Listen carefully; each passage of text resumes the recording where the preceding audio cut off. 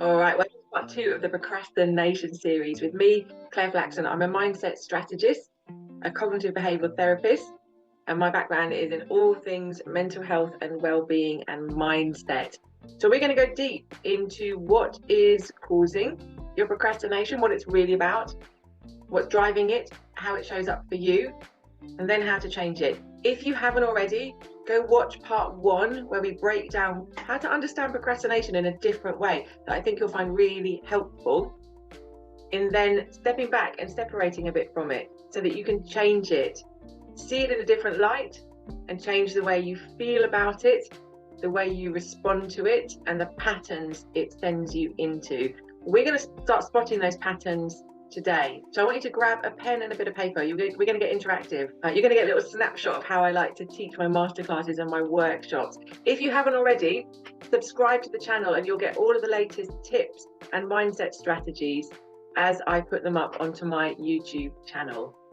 And if you want to know more about what I do, go to clareflaxen.com and you can get all the information about how I work with ambitious, driven women who are founders, entrepreneurs, leaders, creatives, and who know there's more out there in life for them, and who want to get scaling with dreams, with ambitions, with achievements, but also not at the cost of their happiness. We need to use these mindset tools to bring a better quality of life, and that's something I'm passionate about. It's not just about outcomes and achievements, it's about enjoying what you're creating and creating a life that works for you. So let's get down to it. If you watch part one, you will understand now that procrastination is a kind of misplaced safety mechanism. It's a protective factor that your brain brings up and drives you into because it thinks that you want to avoid doing something. So in today's video, in this series, part two, I want you to get into the nitty-gritty of what procrastination looks like and feels like for you. So have a think, do a little brainstorm. Pause the video if you need to, and write down all the different ways that you procrastinate. How does it show up for you? What do you do? Are you the person that finds yourself wandering down to the kitchen to make another cup of tea, or to have a rummage around in the cupboards or the fridge even if you're not hungry? I've certainly been guilty of that. I go put the kettle on. I don't want a cup of tea or a coffee. I'm just kind of putting a buffer in to stall off doing something that maybe I have decided I don't want to do, or it's going to be boring or tedious or difficult, or I've decided that I can't do it, or it feels out of my comfort zone. So I'm buying myself a bit of extra time by distracting myself away and putting the kettle on. So maybe that's you as well. Are you the sort of person that has to tidy up everything around you before you can get started?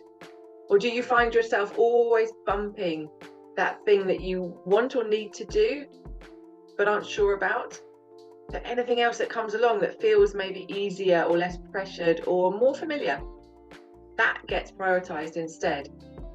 So every day the day comes and you go, I still haven't done that thing, time just got away from me, or I did 1,000,001 other things instead. Procrastination can also show up in an inability to say no to other people. We keep ourselves super busy. So often people think that procrastination is where you are. Often I hear people who are procrastinating describe themselves as being lazy. Now, it's not laziness, it's avoidance. But we can have this image as the procrastinator as someone who doesn't do anything, who kind of lies around on the sofa watching telly, or who faffs about, not really getting anything done. That can be one form of procrastination, but you will also find super driven, successful people who are procrastinating a lot. It just doesn't seem that obvious because they're doing a lot, but they're not doing the right things. They're not doing the things that are the priority. They're not doing the things that they need to do to get them to where they want to be. They're keeping themselves super busy with the stuff that either they know how to do, it feels easy, or they're keeping themselves stuck in a role because it feels familiar. If you're a business owner, you could be procrastinating when you don't outsource certain parts of your business. You don't take on a VA to support you with the admin side of things. You're doing everything yourself. That could also be a form of procrastination, even though you're super busy.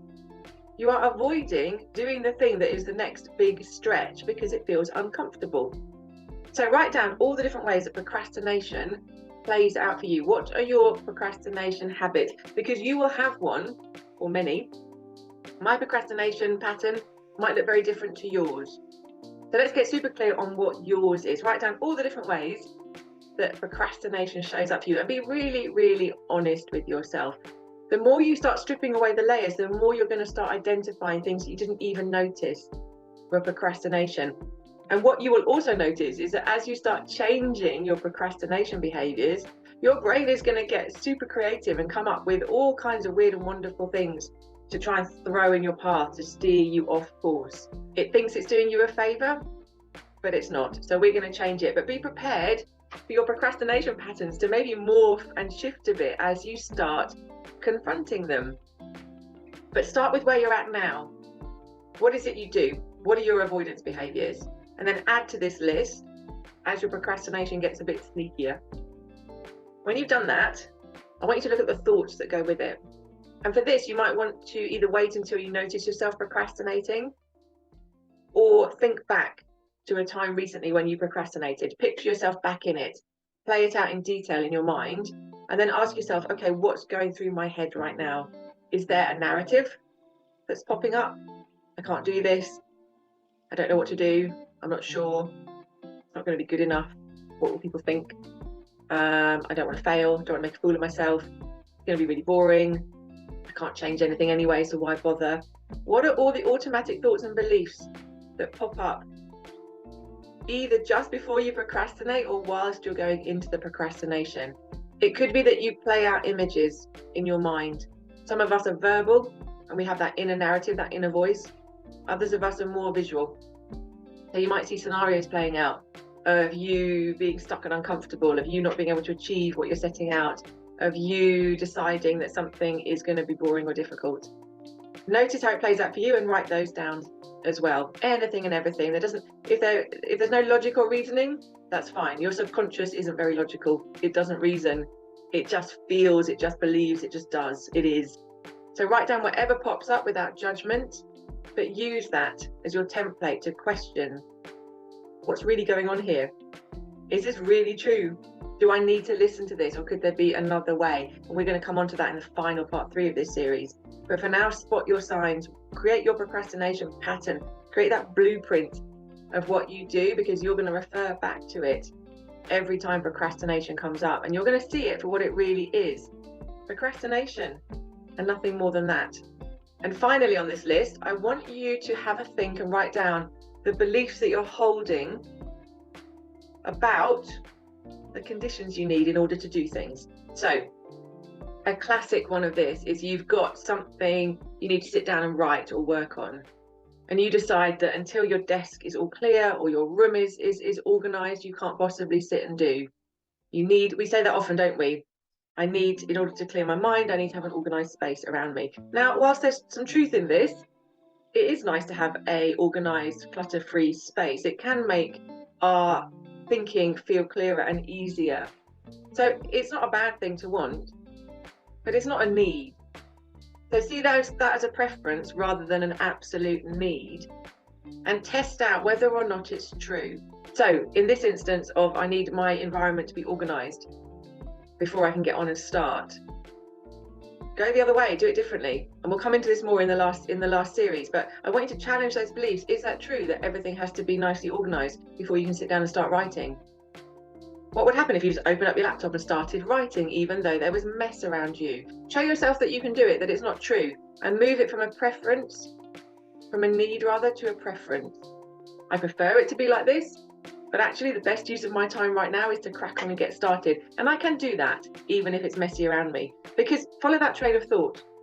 If one of your procrastination beliefs is that you need things to be a certain ordered way in order to get started, we always one up that, don't we? That's why we start clearing out and organising the kitchen cupboards. We have a strong urge, don't we, to organise things that don't need organising. I'll just tackle under the bed, or I'll go through my wardrobe, my closet, and start organising things.